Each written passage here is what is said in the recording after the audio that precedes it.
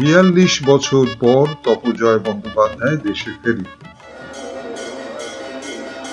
কালিমাকে প্রণাম করি, বাড়িতে যায়, ছাদে যায়, গঙ্গা দেখে, বৃষ্টি কেমন করে নাচতে নাচতে আসতো, ঝড় কেমন করে আসতো ওই উত্তর দিক থেকে, সব মনে পড়ে যায়। পাশেই শ্মশান। অবশ্য সেই সময় শ্মশানের চেহারাটা অন্যরকম ছিল।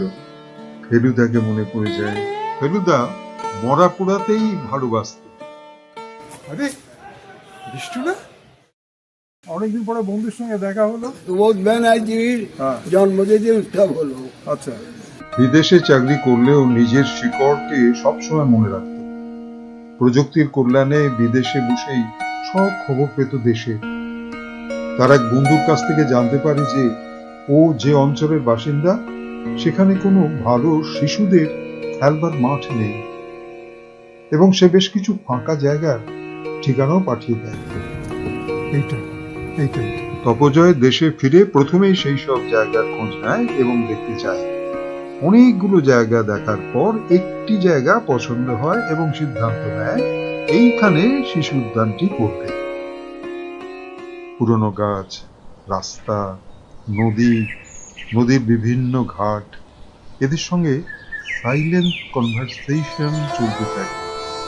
আর তারা সবাই এক এক করে প্রশ্ন করে, কেমন আছো, চিনতে পারছো?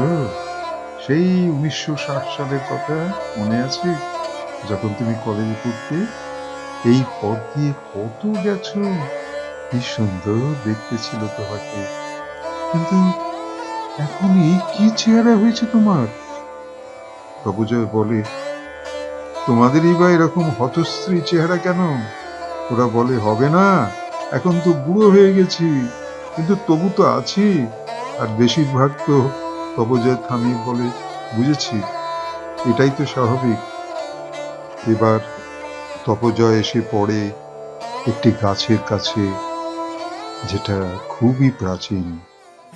এর নিচে মহাপ্রভু চৈতন্য দেব বসেছিলেন, সঙ্গে নিতাই ও অন্যান্য শিষ্যরা।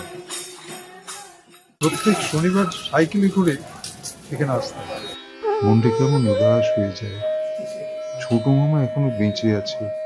তিনি ক্লাসিক্যাল গান চর্চা করতেন।